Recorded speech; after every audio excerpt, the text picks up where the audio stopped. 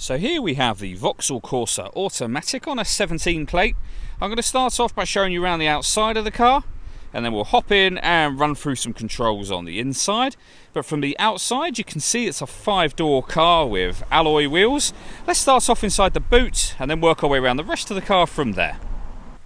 So as we approach the back of the car, you can see we have reversing sensors, plenty of boot space as well, along with that 60/40 split folding rear seat should you wish to increase this space even further. Okay, so we're just going to work our way back round to the front of the car and then we'll hop in and run through some controls on the inside. But now that we've done a full circle of it, you can see it's in excellent condition the whole way round. Just briefly before we climb in, I think it's well worth seeing the interior from this exterior point of view. There's plenty to run through on the dashboard, so let's hop in and we'll do that right now. Okay, now that we're inside the car, we're going to start with the dials. On the left-hand side, we have the rev counter, and on the right-hand side, the speedometer. At the bottom in the middle, you can see the total miles for this car, which is 6,446. Directly above that, we have a digital readout for the speedometer. That information can be changed using controls on the indicator stalk for various bits of trip computer and fuel economy information.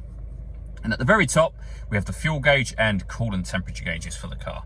If I back out to the steering wheel, firstly, on the left-hand side, we have cruise control and speed limiter. And on the right-hand side, we have stereo and phone controls.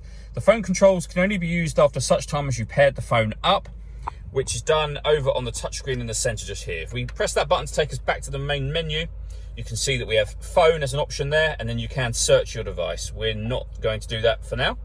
When it comes to music in this car, we've got AM, FM and DAB radio, USB input, and you can stream your music wirelessly via Bluetooth audio as well. Again, if we come back out to the main menu, if you connect your phone up via its USB cable to the car, there are certain Vauxhall friendly apps that can be projected up onto this screen. As you can see, nothing is connected at the moment. To the right hand side of the screen, we've got deadlock, so you can lock the car doors from the outside. We have a heated driver seat, heated passenger seat, heated steering wheel as well. Next to that, the city button, which will make the power steering lighter, so for parking or driving in the city. And that button will turn on and off the parking sensors for the car. Working our way down, we have the air conditioning. So you can determine the temperature, the fan speed, the direction of the air. When you're happy with those settings, this button turns the air conditioning off or back on again.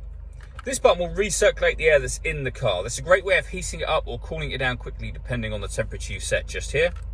And then we have a rear heated screen over on the right hand side there. If I move the gear lever out the way a moment, we have a USB input and a 12-volt charging socket, a cup holder just here, and then the gear lever for the fully automatic gearbox. On top of that, this button will enable you to change up and down a gear manually should you wish to.